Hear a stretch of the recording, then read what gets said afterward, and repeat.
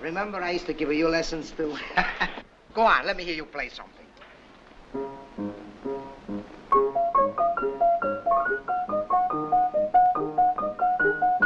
and 2 and 3 and 4 and 1 and 2 and 3 and 4 and 1 and 2 and 3 and 4 and 1 and 2 and 3 and 4 and...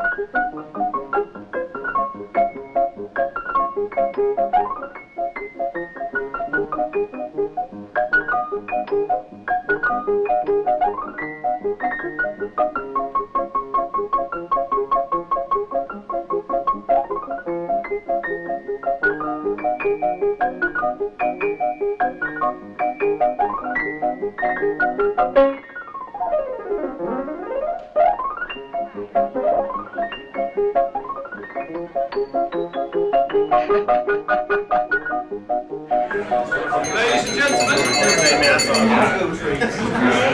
firstly, can I start off by saying thank you for joining us the night before Easter. When I rolled it forward 2 weeks, I didn't check if it was Easter or if it was school holidays, so thank you very much for joining us tonight. We've got 3 esteemed speakers with us this evening. Two. Right, 2. Why are you taking him out the equation? Nothing esteemed about me. We have 2 and Chris. We were going to talk, obviously, operational resilience tonight. It's, for those of you who've been before, it's thought leadership. There is no sales pitches up front, there's no talk about anything other than driving the discussion across the tables. Each speaker will be before each course, and Ariane is going to nicely start us off very soon. Not now, not now. She's doing the London Marathon. Is it next week or the week after? 10 days. So 10 days. She's primed. She's primed. And then we'll have Chris, who is going to speak second, just before the main course, and we have Joan at the back there, who is going to finish off. And I will do a quick intro before each one about the topics they're going to discuss. And the idea is that they drive your table discussions through the evening. And who hasn't been before? There's quite a few tonight actually, which is brilliant, fantastic. Because we were saying earlier that this is the 13th now actually. Lucky 13th, not a number. That's why I didn't put it on Friday. Exactly bad. But I think it's what, 13th in 4 years, and we started in March 2015. It's probably best to introduce Ariane, who is an operational risk guru and a marathon runner. Well, soon to be marathon runner. A trainer, and has also published her own operational risk book very recently, and that was beginning of the year, was it? March? December. Oh, December. So she's now an author. And she's recently released her new book, her 5th book, and apologies about that. So, and Ariane is going to speak about operational resilience. Correct me if I'm wrong. Built around the business outcomes, and then we're going to build through that as we go through the other speakers into more of a team, security-based discussion with Chris, and then we're going to speak about the individuals themselves with Joan as well. So I hope we're going to take you on a nice journey through the company kind of life cycle and to the individual at the end. So please welcome Ariane. Before we start, I always have, a little bit of fancy dress. I forgot to put it on tonight. So as it's operational resilience, I have my fighter pilot tell me. So over to Ariane.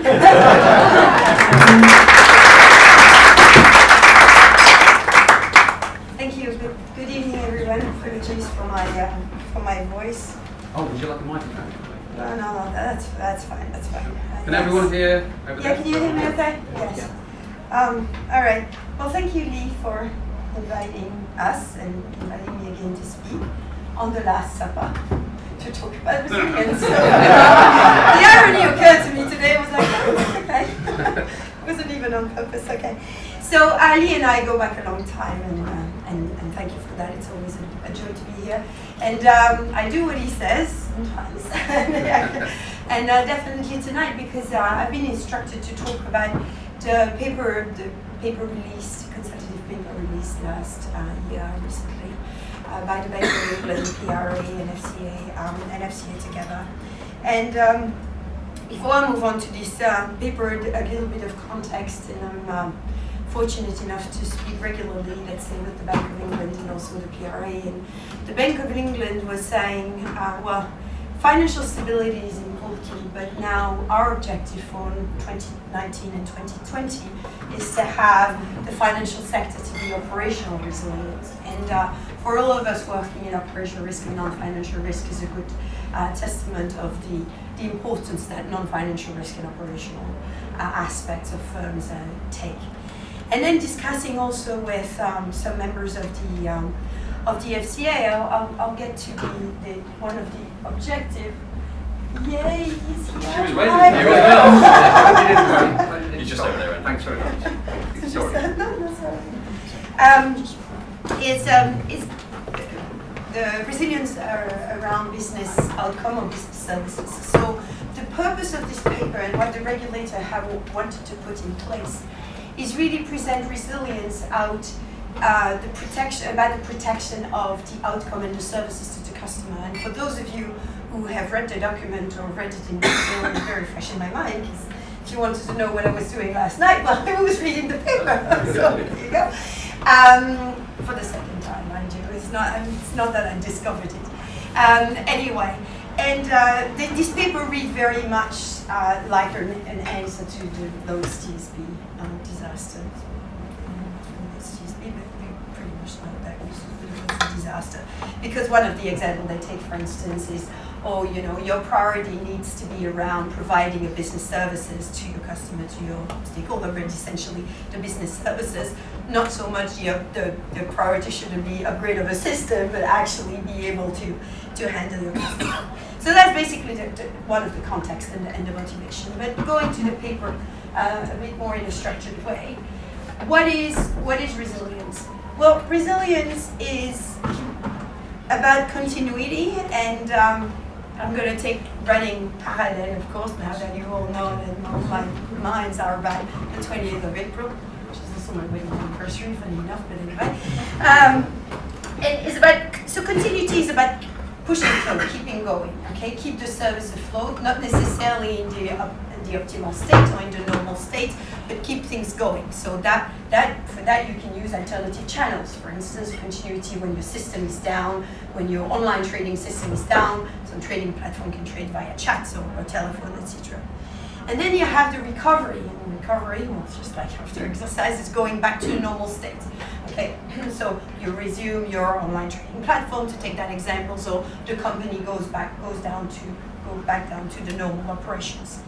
And after that, you have what could be called the reinforcement, and what Nassim Taleb calls anti-fragility, and it's what doesn't kill you, making stronger. And in the framework of risk management is around learning the lessons. So we learn the lessons for the discontinuity we have. That's what we put in place. How do we get better next time? And what was interesting is at the beginning of this paper, the regulator made very clear that these three elements are the aspect of resilience. We were talking just a few minutes ago, the difference between continuity that expands to resilience. I think if you want to describe resilience versus the old, but with all due respect, BCP, it's these aspects of continuity, recovery, and then reinforcement. So that's one aspect. What is the scope? The other aspect that I've mentioned is organized by business services, so not only to look at the outcome you want to deliver to the customer, but also to move away from the technical discussions around what is the system, what is the process, even though the regulator expects you to look at the ramification and to look at the drivers of these services and resilience. But before you decide which services you're going to prioritize, you have to really, just like, I guess, risk appetite decision, but let's not go through this kind of one, but it's the preliminary to that is the prioritizations of your business services. What do I favor, what do I let go, and what are my different tolerances with that. Another element in the service and the treatment and the avoidance of harm, the FCA is very much around the avoidance of harm to customer, is how I'm going to handle that during a crisis or during a discontinuity in terms of communication.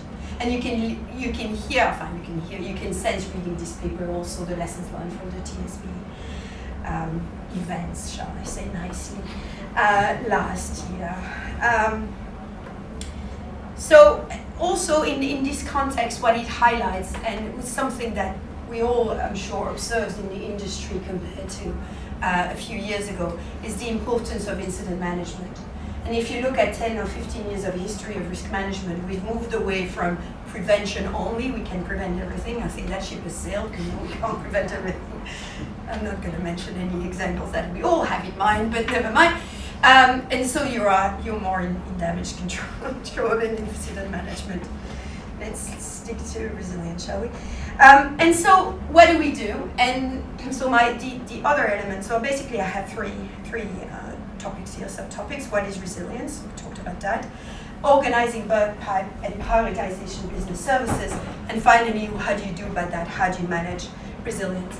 Well, the first aspect, which is the sort of classical continuity aspect, is what is my tolerance limits, what are my RTOs, my recovery time objectives, and how do I manage continuity for that? You would expect that every mature firm has it, but maybe not everybody, so good to have. But another element that I find is quite interesting in this paper is the idea of tolerance limit. I'm going to say, well, tolerance limit, yeah, risk tolerance, we hear that for 15 years. No, the tolerance limit as described in the BOE paper is that's enough. It's the no-go. It's the absolute extreme that you don't want to go to. So it's beyond the RTO. It's the no way I'm going to get there. So it's the extreme disruptions that you will not tolerate. It's the very large disruptions that you wouldn't tolerate except in very extreme scenarios. And we are moving away finally, which is great, so at least in the regulator's eyes, from assessing the risks and agonizing around the likelihood and assessing the likelihood of the risk, but really look at the large impact, and if the large impacts matter, we need to make them virtually impossible to happen, no matter how likely or unlikely we think they are. So that's what I wanted to highlight also that I find interesting in this paper. So of course you expect, the regulator expects you to develop metrics, testing, and to provide evidence that you've done your homework and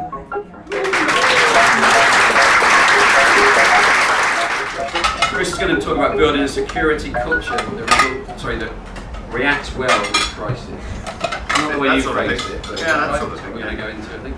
And duty of care. And duty of care to your employees. Yeah. Well, then, seamlessly, into Joan's speech. It's like we planned it and had a call. But so please welcome Chris. Hey,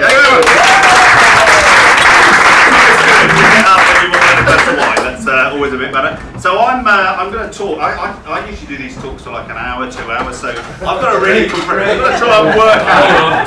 Yeah, don't worry. 10 minutes. He's got the butcher's hook to pull me off after 10 minutes. So, but I've got to work out what I'm going to say to you. And I know that you're all risk people and stuff like that. So I think what I'm going to do is talk you through some of the risks I don't think you thought about, because there are big risks. It was quite right, 30 years as a police officer. The last 7 I was in MI5, working as head of the National Counter-Terrorism Security Office. And in that job, my job was to help businesses understand terrorism, but also serious and organised crime, and how it would and could impact you and what you need to do. So I'm going to try and pick out a couple of little bits that might be useful to you. How many people here today think that there's a real risk of a terrorist attack at any time? You don't think there's a real risk? Anyone doesn't? risk. What about in Europe? Think there's a real risk of terrorism? Yeah. We're going up. What about the rest of the world? So why aren't you doing anything about it? What have you done to your staff that you allowed to go out and travel around the UK, around London, around Paris, into maybe the Middle East, maybe across the world? What have you actually done to protect your people that you're sending out there? Because I think you'll find, because the last 7 years I've been out of the police, I've been going around to businesses and actually finding out you're doing bugger all. You send people off, you let them make their own flight arrangements, you send them to hotels that you don't know whether they're secure or not. You do all this And yet you know that there's quite a bad terrorist threat out there. Let me take it to the next level. How many of you think that there may be a problem with serious and organised crime? Everyone. So what have you done about it? I mean, this could go on. We could go on with this. I would suggest that really businesses need to start focusing a little bit more on some of the risks that perhaps we forget about. Another one for you. How many people here consider themselves a lone worker? How many of you employ lone workers? What do you consider to be a lone worker? Sorry, you put your hand up last and right in front of me. What do you think of someone that's a lone worker? There are people that they say late into the night when they're on a secondment somewhere they would Work somewhere else? Yeah, Stand on board? What about someone that's working in a cafe? I would consider that to be a lone worker. Unfortunately, I it can is. see. What about someone that when you go to a conference, just say, probably not tonight, you've not told the bosses you're here tonight, because there's an evening do, but what happens when you send someone to a conference in Birmingham, in Madrid, in France? Are they your responsibility? Yeah, of course they are. When you go, you're the responsibility of your bosses. Lone workers, it's a much bigger field than anyone has ever thought about. And I would suggest that everyone in this room works on their own at some stage. And everyone in this room has people that work for them that work on their own. Whether it be in a cafe, in Costa, doing their little bits of work, or whether it's sending them to a conference. When do you think you're sending, who am I going to pick on? You're sending your deputy to go to a conference in Birmingham. Okay, when do you think your duty of caretaking starts? When does it begin? Well, I reckon when they're at home in their bedroom, I don't think you can be held responsible. Well, let me take it another way. So, no, let me shortcut this. So, from a duty of care, from a legislation perspective, if you've got someone that's working for you, that comes into your office every day, and they commute to and from, they don't become your responsibility until they step over the threshold of your building. Then they're your responsibility. If you're sending someone to Madrid, Jakarta, maybe China, something like that, or even Birmingham, the moment they leave their house, the moment they step over the threshold of their door, they're your responsibility. So what are you doing to help them understand the threat of terrorism that you've all told me is out there? Have you told them how to react if something happens in front of you? Have you told them what they need to do, what they shouldn't do? Have you told them when they're working in a cafe on a Wi-Fi, the dangers, there's people here from the world of cyber, the dangers of actually working on a Wi-Fi and how you're actually putting the business at risk by doing that. And I've seen demonstrations of people who actually will sit in a cafe, this guy demonstrated it to me, sat in a cafe and he turned everyone's computer off, turned the Wi-Fi off, and then there was a little thing that came up on everyone's laptop that said, sorry about your Wi-Fi, click on this and you'll be back on. Everyone clicked on that, and from that moment he had control of everyone's computer in that room, in that cafe. Have you told people about this? Have you given them the tools to protect themselves and the business? Probably not. And I think you have. Yay! That's right. Information security, yeah. And what I would suggest to you, Wi-Fi, public Wi-Fi. they're not allowed to. We're not allowed. No, that's good. Let me tell you, so for 7-8 years now I've retired from the police, and I can tell you that most businesses don't give enough information to them. And so what I'm saying to you is that this is a major issue. Let me tell you something else that I do, which I think is quite interesting. I do penetration tests. Now, a lot of you will be aware of penetration testing and how people can log into, they try to get you to. Well, what I don't do any of that. I can't use computers very well, but what I do is I walk into your building and I put keyloggers into your computers. I sit at the desk, and we were just discussing it. I've actually sat in a bank where I've actually taken all the loan documents out of a cupboard and I stood there photographing them in front of people. And the reason I got into that building was because I told them that I was there from the fire alarm people and I was there to do fire alarms. Now, so where this comes down to is having a security culture. This whole thing that I'm talking about is you understanding that there are lots of risks for your people, and that actually your people need to protect themselves, and by protecting themselves they can protect the business. Having a security culture is about engendering security from everyone in the business, right from the bottom to the top, including the CEO, and they're often the most difficult people to get involved in this. Because if you don't, I can always get through the outer layer of security in your business. Whether it's your computer system, then you need to have the firewalls to stop me interfering with it, but also I can get through your outside doors and sit in your offices. And I'll give you a couple of examples of where I've done this. One was a hedge fund manager who was a very rich man, one of the richest people in the country. You wouldn't have heard his name because he's very he doesn't announce who he is and what he does. And they asked me to do a pen test, and they had thumbprint entrances into the building. They had thumbprint entrances into the main office, and I got in on a Saturday when the relief guard was there. Told them that I just started and I didn't have my fingerprint logged at that time. I walked in, I took photographs of the man's card, registration document. I took photographs of his children. I put listening devices in all the rooms. So when we get into security culture, how many of you actually know what's going on in your building at 2 o'clock in the morning? Who's in your building at 2 o'clock in the morning? Me, sometimes. I don't like to go in at 2 o'clock, to be honest. I don't like night duty anymore. But how many of you know who's in your building, in your office at 2 o'clock in the morning? Who do you think's going to be in there? Cleaners. How much? What do you do with your cleaners? Who does your cleaning? Outsourced. So who are they? Who are these people that are wandering in your building at night? Who else is in the building? Security guards. Outsourced. You pay them £10 an hour, and you leave all your stuff dotted around. Okay, some of you have got clear desk policies. Have a look around your building at night and see just how good those clear desk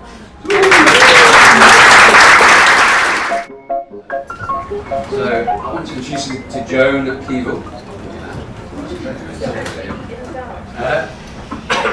I'm going to say correctly wrong. The chair of the e-learning network. Chair of the board, sorry, the e-learning network. That's a volunteer one. Training facilitator and designer. And we're hopefully, we're going to go from the piece that Chris has spoken about to the individual. Is it anti-stress month or stress? I didn't Stress awareness month. I didn't read what you said. I've just done too much wine. Not actually. Yeah, it's added, stress month. So it's just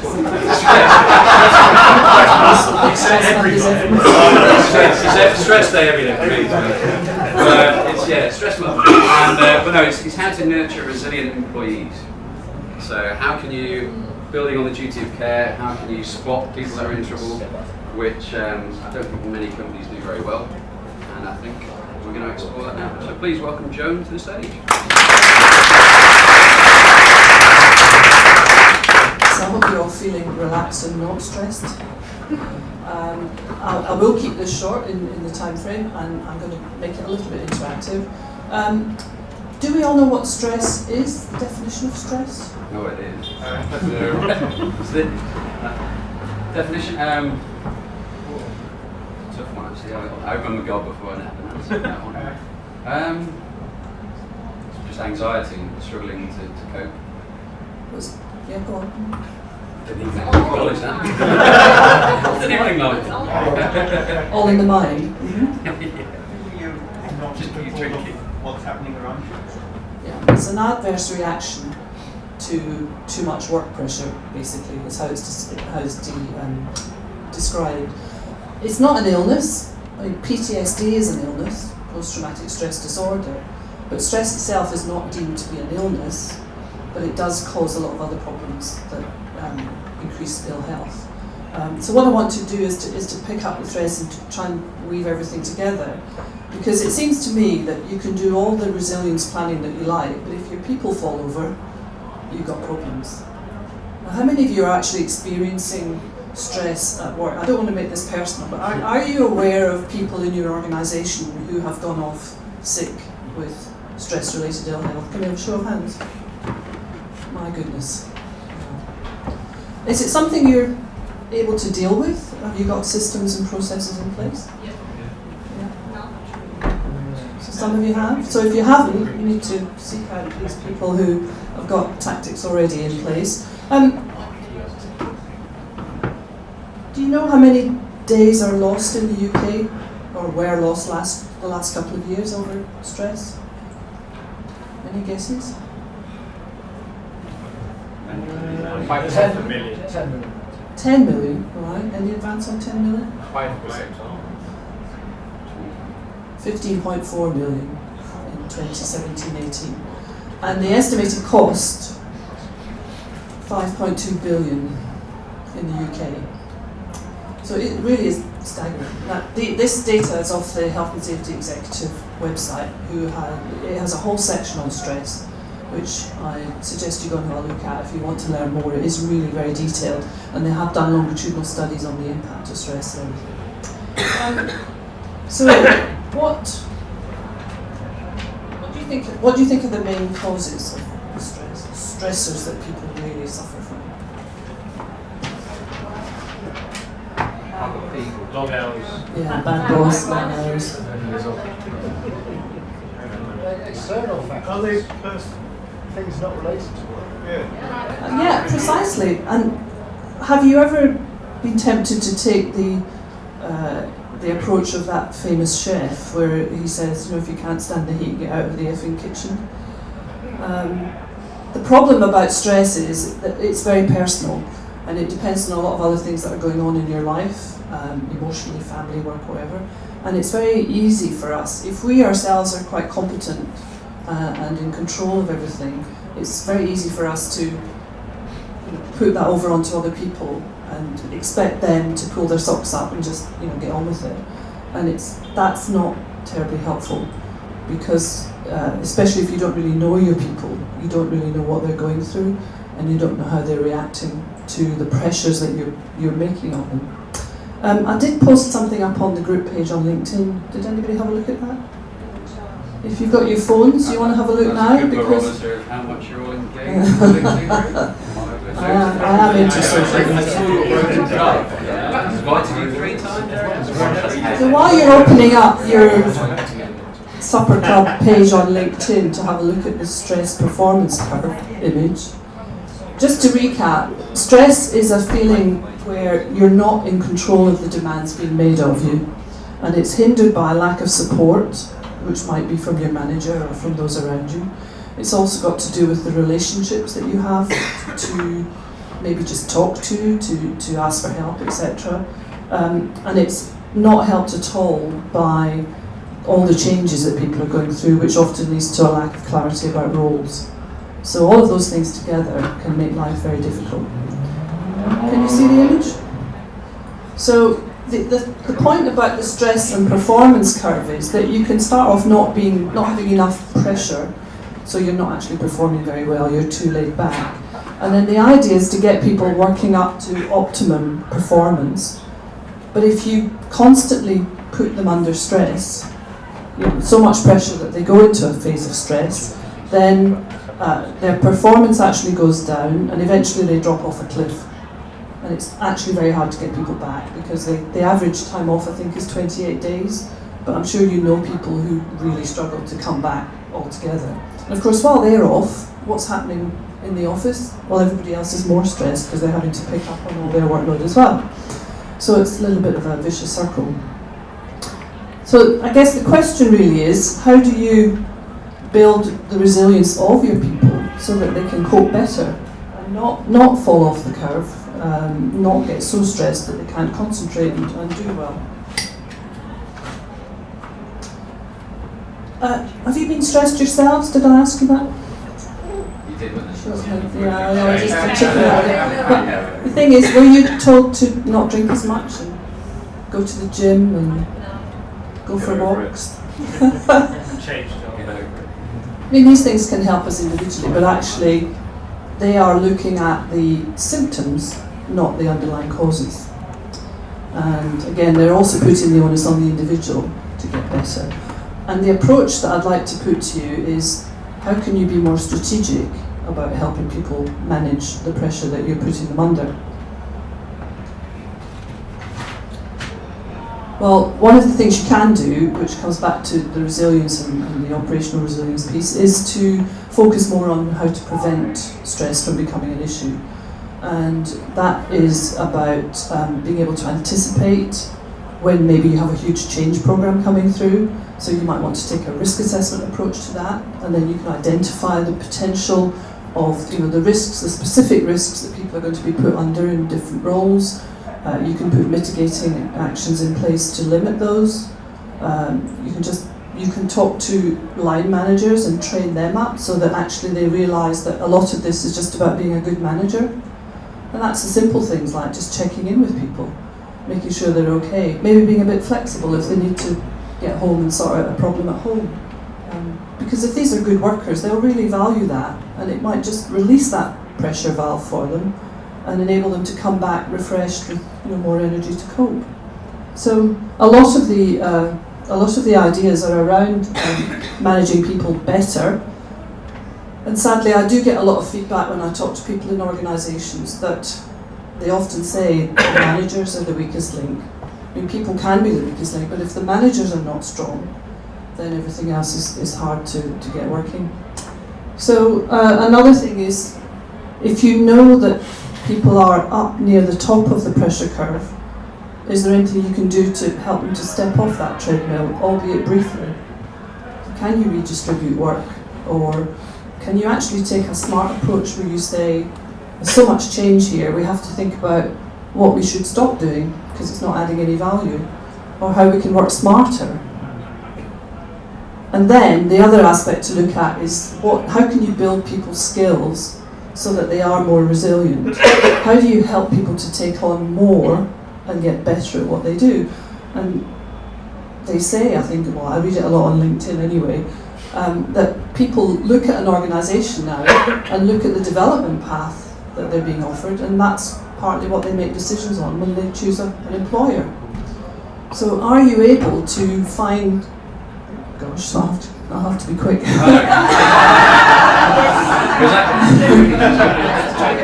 Are you able to find ways of building their capabilities on the job with training, with coaching, with mentoring, giving them more tricky projects, giving them more autonomy, giving them better feedback, not micromanaging them, but actually, if they come to you with a problem, don't give them your solution, ask them what they would do. And all of this